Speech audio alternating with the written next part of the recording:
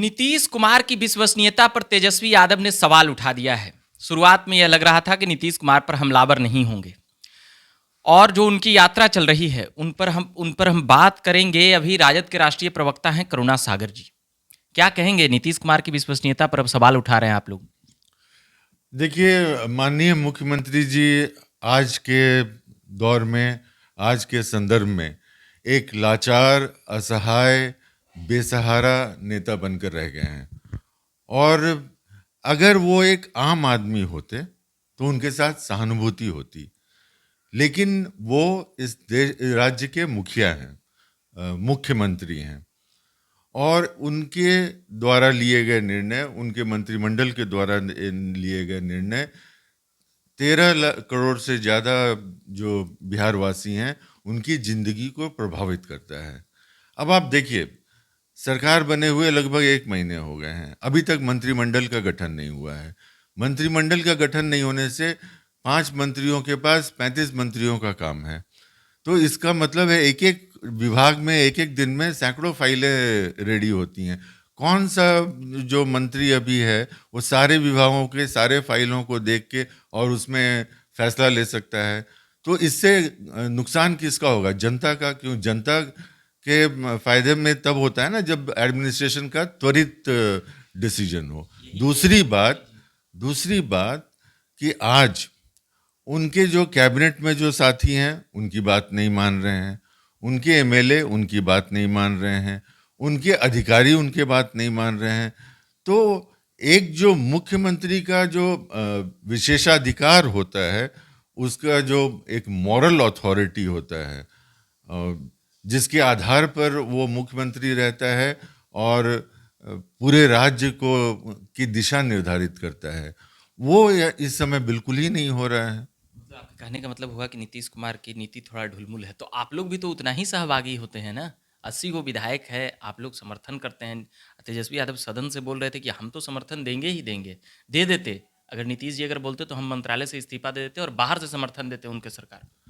देखिए, आपने देखा कि 17 साल में इस सरकार ने क्या किया और 17 महीने में हमने क्या करके दिखाया।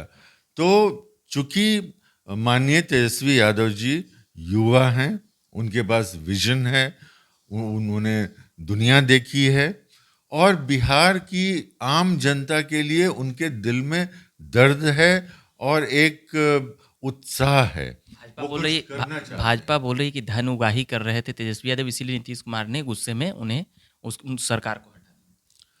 देखिए, आज तो हालत यह है कि भाजपा, कल गिरिराज सिंह ने एक बयान दिया और उसके तुरंत पलटवार श्रवण कुमार जो मंत्री हैं उन्होंने पलटवार किया।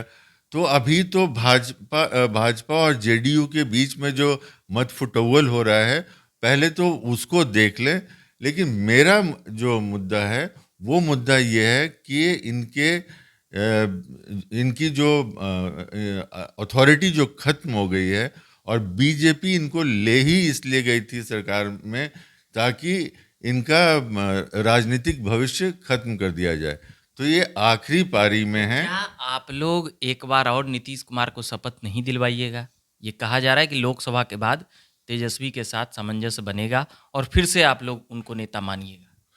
देखिए, लोकसभा के बाद सामंजस्य बनेगा फिर नेता मानेंगे, भविष्य वक्ता तो कोई प्रवक्ता नहीं हो सकता है। मतलब पिछली बार भी कहा जा रहा था, आप लोग साथे चल गए, फिर साथे चल जाइएगा। देखिए, एक प्रवक्ता होने के नाते मैं वही बात कह सकता हूँ जो तथ्यों पर आधारित है, जो पार्टी की नीतियों में है, जिसके बारे में सबको पता है। नीतीश जी हैं कि नहीं उस नीति में? हम तो नीतीश जी के खिलाफ मुहिम छेड़े हुए हैं और हम जनता के पास, हमारे नेता पिछले 15 दिन से घूम रहे हैं और पूरे बिहार की यात्रा कर रहे हैं और बता रहे हैं कि 17 साल में सरकार की विफलताएं क्या थी और 17 महीने में हमारी सफलता क्या रही है। तो देखिए, मैं इसको सिर्फ एक लास्ट में एक अंतिम एक बात से ख़त्म करूँगा इस बात को, कि इतिहास में जब मुग़ल काल खत्म होने वाला था तो एक मुग़ल बादशाह था, उसका नाम था शाह आलम। शाह आलम का मतलब होता है दुनिया का बादशाह। लेकिन उसकी जो अथॉरिटी थी, उसका जो अधिकार क्षेत्र था, बिल्कुल ही खत्म हो गया था। मुगल राज्य खत्म की तरफ बढ़ रहा था। तो इतिहासकारों ने मजाक में लिखा कि जो दुनिया के बादशाह हैं, उनकी जो सल्तनत है वो दिल्ली से पालम तक है। और आप जानते हैं दिल्ली से पालम के बीच में 10-15 किलोमीटर की दूरी है। तो आज मुख्यमंत्री जी का जो इकबाल है वो एक एनए मार्ग से बाहर नहीं निकल रहा है, और ये राज्य के हित में नहीं है। उसी सरकार में आप भी 3 साल रह लिए हैं, 3 साल से ज्यादा, 1.5 हम साल कर दिए। हम रहे हैं, और हम लोगों ने जो काम किया वो जनता ने देखा।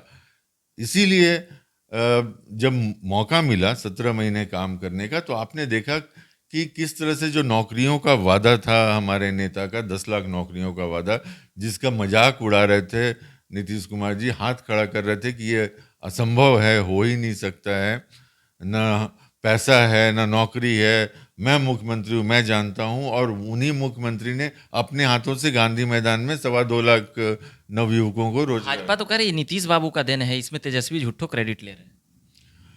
तो 17 साल जब नीतीश बाबू थे और भाजपा भी जो थी और डबल इंजन की सरकार थी, तो ये नौकरियां क्यों सृजित नहीं की गई? ये नौकरियां तब क्यों हुई जब हम सरकार में आए।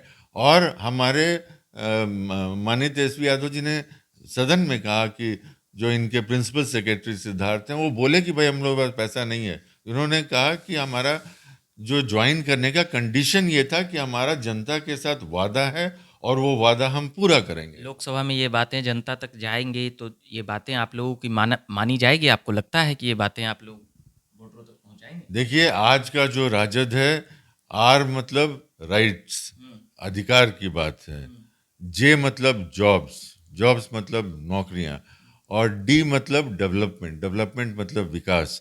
तो आज का आरजेडी अधिकार, नौकरी और विकास का मिशन लेकर आगे बढ़ रहा है, और एक विकसित बिहार के निर्माण के लिए माननीय तेजस्वी यादव जी कटिबद्ध हैं और आने वाले समय में कर कर दिखाएंगे। मोदी जी जैसा वादा कर रहे हैं, इस सेंटेंस से ये लगा। आर जे डी का एक्सप्लेन करते हुए मैंने बताया कि आज जो हमारा जो विजन है, जो पार्टी का विजन है, मैंने उस विजन को एक्सप्लेन करने की कोशिश की है।